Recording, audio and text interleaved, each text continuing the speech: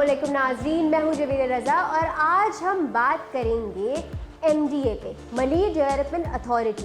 आज हम बात करेंगे इसके पूरे कॉन्सेप्ट पे कि ये अथॉरिटी क्या करती है, किन सोसाइटी से ये मुंसलिक है और किस तरह से ये आम आवाम को फ़ायदा पहुंचा सकती है। सबसे पहले इसका एक बेसिक इंट्रोडक्शन हम आपको दें तो 1993 में गवर्नमेंट ऑफ सिंध की जानिब से इस इदारे को लॉन्च किया गया। अफोर्डेबल हाउसिंग प्रोवाइडर है ये इदारा।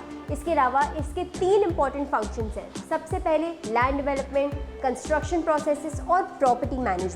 2001 में इसे मर्ज किया गया सिटी डिस्ट्रिक्ट गवर्नमेंट कराची के साथ, लेकिन उस इदारे को डिसॉल्व करने के बाद से MDA बिल्कुल एक इंडिपेंडेंट इदारा है। गुलशन से लेकर गडाब तक तमाम तर लो कॉस्ट इनिशिएटिव्स MDA से मंजूर शुदा होते हैं। इनका मकसद है क्वालिटी हाउसिंग प्रोवाइड करना, होम ओनरशिप की अपॉर्चुनिटीज़ को देना और इनके स्ट्रैटेजिक प्लान 2020 के मुताबिक यहाँ पे इनोवेशन जारी है, वैल्यू फॉर मनी ये देते हैं और साथ साथ कंस्ट्रक्शन डिज़ाइन और बेहतर फाइनेंसिंग अपॉर्चुनिटीज़ प्रोवाइड करते हैं। अब हम बात करें उन 3 बहुत अहम सोसाइटीज़ की जो कि MDA से मंजूर शुदा हैं और उनमें काफ़ी ज़्यादा उनका रोल होता है। सबसे पहले उसमें आ जाती है न्यू मलीर हाउसिंग स्कीम 1, जो कि तकरीबन अगर हम रकबे के लिहाज से बात करें तो 1.6 करोड़ मिलियन स्क्वायर मीटर यानी कि 4000 एकड़ पे मंजूर शुदा ये प्रोजेक्ट है, जो कि ईस्टर्न पार्ट ऑफ कराची में बनाया जा रहा है। ये एक AA ग्रेडेड प्रोजेक्ट है। इसके बाद आ जाती है शाह लतीफ़ स्कीम 25A में।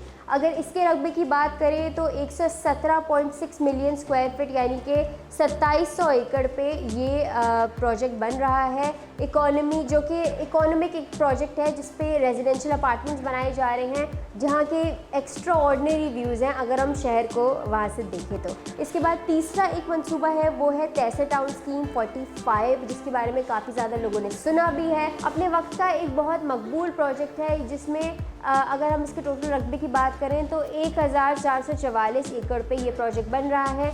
मास्टर प्लान कम्युनिटी है नॉर्दर्न बाईपास के पास। ये हैं कुछ इनकी इंपॉर्टेंट सोसाइटीज़। लेकिन अब हम बात करें अलग अलग इनकी रोल्स एंड रिस्पॉन्सिबिलिटीज़ पे कि MDA के इसके अलावा क्या रोल्स एंड रिस्पॉन्सिबिलिटीज़ हैं और अगर वो पूरी हम होते ना देखें तो हम फ़ौरन उन्हें अप्रोच कर सकते हैं।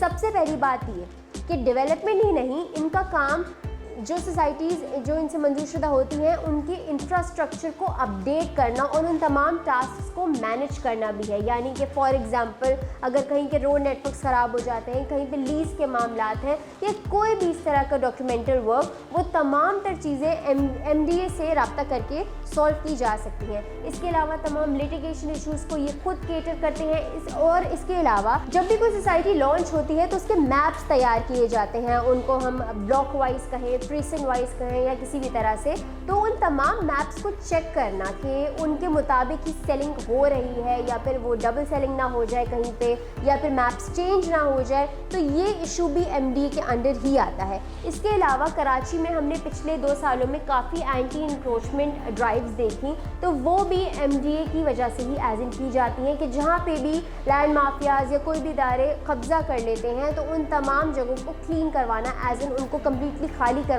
भी MDA की जिम्मेदारी में आ जाता है, जहाँ पे उनकी मुशावरत होती है SBCA यानी कि सिंध बिल्डिंग कंट्रोल अथॉरिटी के साथ। इसके अलावा बहुत सारे प्रोजेक्ट ऐसे लॉन्च किए जाते हैं जहाँ पे प्लॉट्स की बैलेटिंग की जाती है। For example without number files दी जाती हैं एंड बैलेटिंग से पता चलता है कि उन्हें कौन सा नंबर इशू है, तो वो तमाम इवेंट्स भी MDA करवाता है और इसी तरह हमारी इन्वेस्टमेंट्स रोल आउट होती रहती हैं। MDA सिंध और ख़ास तौर पे कराची के अवाम के लिए एक बहुत इंपॉर्टेंट इदारा है। इसी तरह के और भी इदारे हैं जैसे कि KDA, SBCA, LDA एक्सेट्रा, जिन पे हम इंशाल्लाह आने वाली वीडियोस पे बात करेंगे।